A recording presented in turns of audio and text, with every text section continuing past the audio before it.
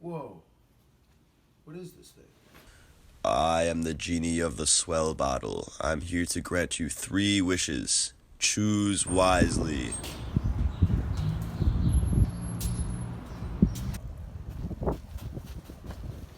No! Stop! Give it back! Steal things from people like that? That's not okay. Whoa. Oh.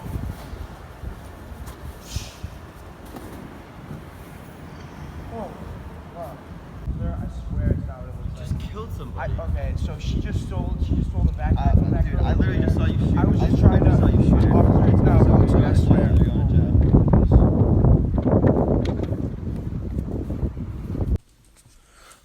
I could really use some help right now. This is not a good situation. I'm not sure what to do, but I think the genie and the wishes could really help me out right now. I'm trying to think back to Comm450 and Professor Feister's class, and I definitely learned something important about one of the rhetoricians. I wish I had Socrates as my lawyer. Ladies and gentlemen of the jury, let me begin by informing you all that my client, Myles Grossman, is a former student of mine. Yes, everyone is entitled to counsel, but not everyone can have I, Socrates, as their lawyer. I have come to defend Mr. Grossman today because any student of mine who has admitted into my school goes through my training, undergoes strict practices, and is made a noble man. Defense, who is your first witness? The defendant, Myles Grossman. You may call your witness to the stand. You're good. Mr. Grossman, how old are you? 15 years old. 15 years old. And what do you think most boys your age do at 15 years old? Most frequent bars and brothels and cause mischief around town. And what do you do? I attend the school of Socrates to get a rhetoric education. So if most boys your age spend their time setting a bad example for the rest of society and drinking themselves to death, who do you frequent school with? My classmates make up some of the most noble citizens, statesmen, and decorated leaders in the entire community. So, spending most of your time with these prominent citizens, would you say you model your behavior after them? Absolutely. Mr. Grossman, can you tell me what you saw that day you were walking down the street? I left my apartment building to go to work, and the first thing that I saw was a man had taken off with a young woman's backpack. She was not fast enough to catch up with him, and he had ran away. So I thought the most noble thing to do based on my education was to take off and catch up to them with the hopes that I could get this backpack back for that young girl. Do you believe you were wrong in shooting the criminal? I do not at all, because what I did was in pure self-defense. I was very scared. It was a very quick situation. Things happened very fast, and when they pulled the gun on me, I didn't know what else to do, so I acted in my natural instincts, and it was absolutely the correct decision. So would you say your teachings have led you to shoot this man? I would not say they have led me to shoot this man, but they led me to make the decision that encouraged me to make that choice. What I did was shoot a man who was a danger to society and could have done this numerous more times. And by taking him out of the equation, I believe that our world is a better place now. Thank you. No further questions. Would the prosecution like to cross-examine? Prosecution rests, Your Honor. The defense may make their closing statements. Ladies and gentlemen, it may not be common knowledge, but to attend my school and to acquire educational intelligence, one must have natural ability, extensive training and practices, and model remarkable performance. Education is used as a powerful tool of persuasion for human betterment. And that is exactly what the defendant here has done and learned. He was my student. Everything he did was based on my teachings. He was not wrong for murdering the criminal. The defendant made our society a better place, and he should be praised for his actions, not punished. Go on. Okay. Jurors, how do you find the defendant? We find the defendant not guilty. Help! Help! There's a knife! Are you okay? Are you? Oh my goodness, what happened? Oh my goodness, are you alright? Help! Please, are you serious? Help! We need some help. Again? Oh, no. I can't believe you got off last time. I swear, officer. Stab someone? Oh my deal. Oh my god. That's not what happened. Oh my god, bro. Not again. All right, now who would be the best lawyer for this situation right here? I wish for Confucius to be my lawyer.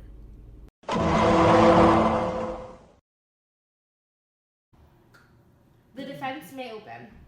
I, Confucius, stand here defending this young, innocent man from being accused of a crime in which he did not commit. A policeman happened to find my defendant in a sticky situation, but by no means should that allow us to jump to any conclusions. My defendant was found holding, yes, a bloody knife above the body of a, yes, stabbed victim. On paper, sure, it would look like he committed this awful crime. But what seems to be true on paper is never the entire story. Here, I must preach that during this trial, you pay close attention to detail before jumping to any conclusions and consider the defendant's morals. I beg the jury to consider all angles and all the evidence that the investigative teams have provided with us today. Defense, who would you like to call to the stand? I'd like to call forensic evidence expert Dr. Jones Brown to the stand. You may proceed. Dr. Jones, thank you for being here today. The pleasure is mine. So can we start by talking about how many fingerprints were on the weapon? We found 14. 14. And was my defendant, my client, one of them? Yes? And what does that mean exactly? That means they were one of 14 people who could have been a part of this murder. Okay. Can you tell me a little bit about the blood at the scene? So some interesting technology that we found after I reviewed my notes is that based on the oxidation rates, we can tell the knife was inside the victim for 20 minutes, and when the paramedics arrived on the scene, then a lot of the blood was dry, which means that when they yanked that knife out of the victim, there had already been 20 minutes of bleeding taking place. However, they did show up 2 minutes before the paramedics arrived. Interesting. So let the jury know that the victim is currently residing in Mercy Hospital in critical condition. So from your perspective, do you believe that the defendant was wrong in pulling the weapon out of the victim? From a medical standpoint, it was not the correct decision. However, that is what allowed them to be alive today.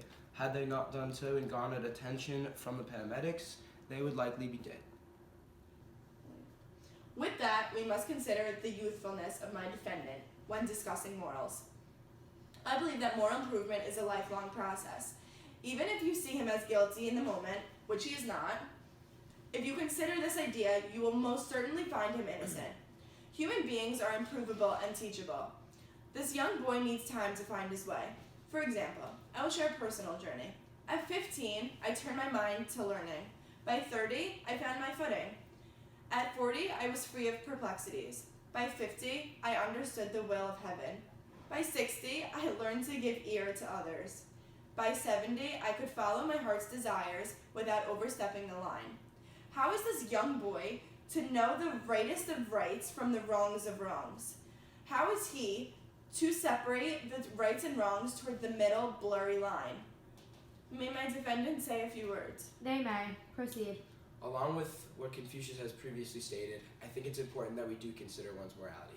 While medically, I have learned after reflecting on the situation that it was not the most effective plan of action to take this knife out of the victim. However, this was a very stressful and frustrating situation. I did not know how to act, and I made the best decision that I could, considering all morals that I'm capable of doing in my 15 years of age. Now, I have fought and I have learned all about how I can better improve from the situation and change for the future.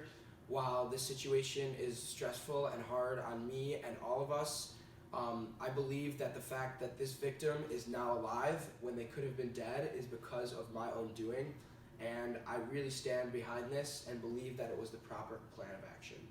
In addition, my natural good and pure intentions will allow me to continue to reflect on the mistakes that I do make at a young age and improve for the future. Clearly, my client has learned a lot and has grown as a person. With that, we must consider reflection. My defendant is aware of the situation he has gotten himself into. Sitting in this courtroom should be enough of a wake-up call for him. I stress the importance in reflection in one's own actions in finding themselves and reaching a place of moral stability and wisdom. Moral development is a personal process. I plead with you to give my defendant time to reach that finish line. People should live in harmony with the way of heaven, and we must afford my defendant that chance. This entails acting with virtue and serving as a living example to others. By reflecting on his decisions and involvement, my defendant would serve as a living example to others of someone who can overcome tragedy and trauma and live with the decisions they made, and come out of those situations stronger and wiser, bringing themselves closer and closer to full moral development. I urge us to exercise restraint in the imposition of law upon the people. Laws could correct people's behavioral mistakes, while the moral disciplines I advocated might change people completely from within. These moral disciplines can be taught, some of which include Gen, which means goodwill, empathy, generosity, humanness towards others; Li, which refers to ritual and rite of conduct; Yi, which is righteousness, duty as guardians of human and nature; Zin, which is honesty and trustworthiness. I will leave you with this. I look to you all, jurors. I want to create an image. I ask fathers, imagine your sons. Elders, brothers, imagine your younger brothers. Husbands, imagine your wives. Older friends, imagine your younger friends. Rulers, imagine your subjects.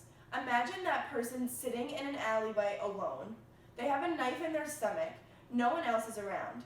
Luckily, a young man, like my defendant here, passes by and sees the misery and trauma that your loved one is going through. Enter one's morals. Someone with 0 would have kept walking, uneager to help, uninterested in the misery of the loved one, unwilling to get involved because they were too concerned about themselves only. My defendant here is the opposite.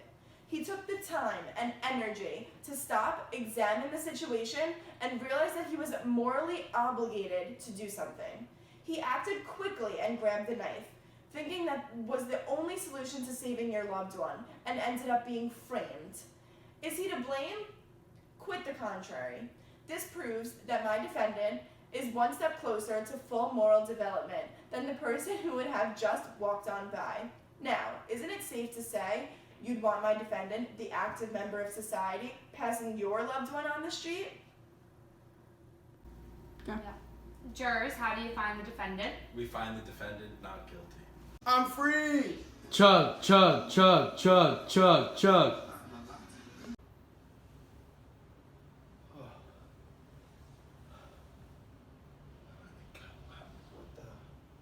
What am I doing with my own cup? What happened last night? Oh. I gotta get up and get ready for work. Whew.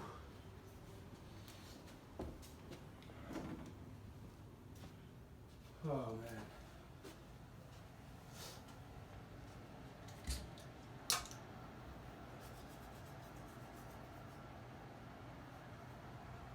Oh my goodness. Oh.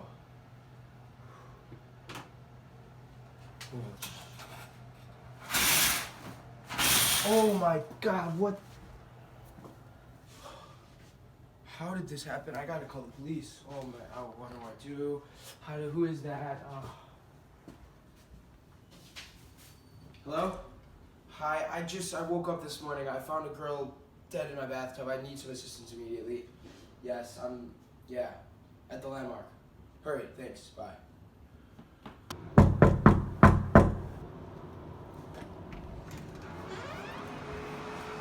No, not you. Again? Officer, Oh my God, what did you do this I have time? some explaining to do. I just need some assistance right now. I don't know who What did this you do is. this time? So, I just woke up and I don't remember anything from last night. I really don't. Officer, I don't know who she is. I don't know how that happened. I There's don't remember pills on the anything counter. from last There's night. a dead girl in your bathtub. It's, I don't care. I don't care if understand. you have the lawyer that got OJ off the hook or Aristotle, the king of rhetoric. You're going to jail for life. I wish for my lawyer to be Aristotle, make any the wishes you king want. of rhetoric. Firstly, I would like to introduce myself. For those of you to whom I am unfamiliar, I am Aristotle. I am the king of rhetoric. I do not say this to toot my own horn, but rather to establish my credibility as someone who has a great deal of expertise on the subject of debate and rhetoric. The reason we are here today is to determine the series of events that took place on the evening of December 7, 2016, and to uncover the truth as to whether the defendant is guilty of committing murder. I would first like to offer a few reasons why one might assume the defendant is guilty based on the facts we are presented with. Firstly, he was on trial for 2 murders in the past week, this being the 3rd. While this is certainly suspicious and quite serendipitous, There was no other evidence that was able to prove him guilty for either of the two crimes. Since he was proven not guilty both times, these accusations should not be considered in this completely unrelated trial, nor should they contribute in any way to how the jury views the defendant. Moving forward, another reason one might believe the defendant is guilty is due to the lack of clarity as to what exactly happened that night. The victim of this crime is deceased, and therefore unable to offer any detail that took place on the night of December 7th. Similarly, my client was under the influence of drugs and alcohol, so he is unable to remember the events that occurred. 2 pills, which were later discovered to be roofies, were placed in the defendant's drink while his attention was directed somewhere else. He later consumed it, resulting in his inability to remember anything that took place that night. All of this can be confirmed by hard evidence that was shown on the camera at Cornerstone. Chief Beauregard, thank you for being here today. Thank you.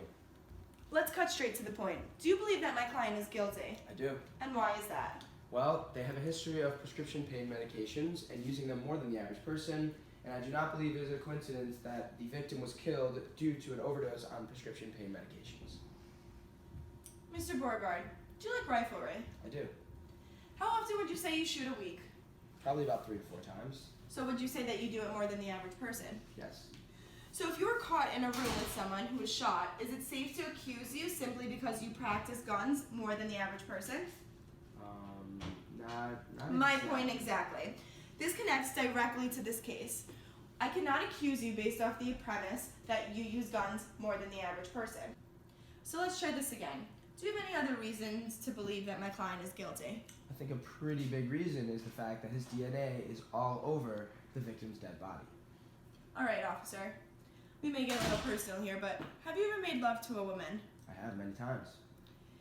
Is it wrong to say that you've ever touched a woman or kissed her during intercourse? That is correct, I have. So that would mean your DNA would be on her, correct? That's fair to say. Hypothetically, if that woman you made love to somehow died that night, would that mean that you're to blame? I don't think that's a very realistic situation. She could die from heart attack, stroke, suicide, falling out of a window, drowning, falling down the stairs, being killed by a robbery. Okay. Whatever cause of death you want, but that's beside the point. Since your fingerprints are all over the body from having sex with her earlier that night, does that mean the only possible cause of her death was from you murdering her?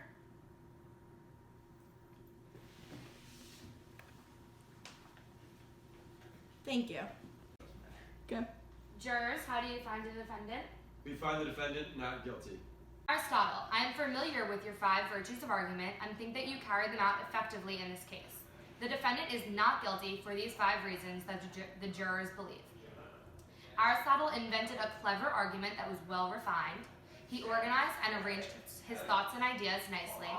The style that he used to offer his speech used effective rhetorical techniques, especially when he invalidated the police officer's claims. His memorization was impressive. Finally, he delivered the argument with poise and tone that expressed confidence. His word choice was also brilliant. And that's the power of rhetoric. Wow, what a week. Thank God for that genie. I don't know what I would have done if I didn't have a genie in a bottle to wish me Aristotle, Socrates, and Confucius. I guess rhetoric is really important.